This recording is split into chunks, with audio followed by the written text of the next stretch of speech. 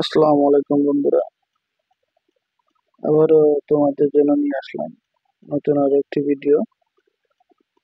তো গাইস, আজকের ভিডিওতে যেটি তোমাদেরকে দেখাবো সেটি হলো রাইস কুকারের কয়েল কিভাবে চেঞ্জ করতে হয় সেটি তোমাদেরকে দেখাবো। যদিও আগের অনেক ভিডিওতে এটাই দেখিয়েছি, কিন্তু তারপরেও আবারও নতুন ভিডিও, কাজের অভিজ্ঞতা, কাজের ভিডিওগুলো তোমাদের সাথে শেয়ার করি, তারই অংশ বিশেষ। দেখো কিভাবে রাইস কুকারের কয়েল চেঞ্জ করতে হয়। প্রথমে ম্যাগনেটের পয়েন্টটাকে খুলে নিতে হবে, তারপরে কালেকশনের নাটগুলো খুলে নিতে হবে। খুব ভালোভাবে খোলার সময় লক্ষ্য রাখতে হবে। তোমরা যারা বাড়িতে বসে কাজ করতে চাও তারা অবশ্যই বিষয়টাকে মাথায় রাখবে, যেটা যেখান থেকে যেভাবে খুলবে সেটা সেখানে সেভাবে লাগাতে হবে। খুব ভালোভাবে খেয়াল রাখতে হবে কোথা থেকে কোনটা খুলতেছে। প্রয়োজনে একটা ছবি তুলে নিবে, যে যে তারটা যে জায়গায় ছিল খুব ভালোভাবে একটা ছবি তুলে নিবে, কারণ এখন সবারই হাতে স্মার্টফোন থাকে। দেখো কিভাবে এটার কয়েলটাকে খোলা হলো। এটা হলো 1000 ওয়াটের একটি কয়েল।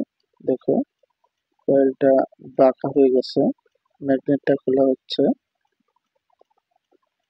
সবাই খুব ভালোভাবে লক্ষ্য করবে, এটা হলো নতুন কয়েল, 1000 ওয়াটের একটি কয়েল। তারপরে কালেকশনের সাইডগুলো খুব ভালোভাবে সোজা করে নিতে হবে, পয়েন্ট মতো সুবিধা মতো করে নিতে হবে। ম্যাগনেটটা লাগাতে হবে প্রথমে। ম্যাগনেটটা লাগানোর পরে রাইস কুকারটা নিয়ে আসে খুব ভালোভাবে সেট করতে হবে। সেট করার সময় খুব ভালোভাবে খেয়াল রাখতে হবে যেন নড়াচড়া না করে। প্রয়োজনে পাতিলটি তলে দিয়ে নিবে সবাই। যদি তোমরা বাড়িতে ট্রাই করো তাহলে অবশ্যই খুব ভালোভাবে আগে দেখে নিয়ে খুলবে, তারপরে কাজ করবে।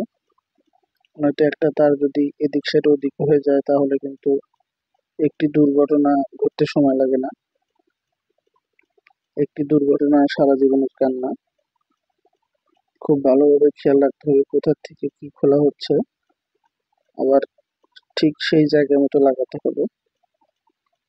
দেখো বন্ধুরা, আর অবশ্যই পিলাস দিয়ে ধরে নিবে, কারণ হুকগুলো ভেঙে গেলে কয়েলটা বাতিল হয়ে যাবে।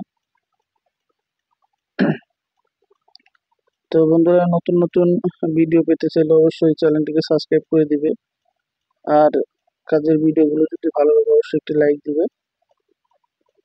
আর যদি কোনো মতামত থাকে তাহলে অবশ্যই কমেন্ট বক্সে জানাবে তোমরা। তো অনেক কথা বললাম, ভিডিওগুলো যদিও ভালো লাগে তাহলে অবশ্যই একটি লাইক দিবে। পাশে থাকার জন্য ধন্যবাদ। ভিডিওটি শেষ পর্যন্ত দেখার জন্য আবারও অনেক অনেক ধন্যবাদ সবাইকে। দেখা হবে নতুন কোনো ভিডিও নিয়ে। আল্লাহ হাফেজ, ভালো থাকবেন সবাই।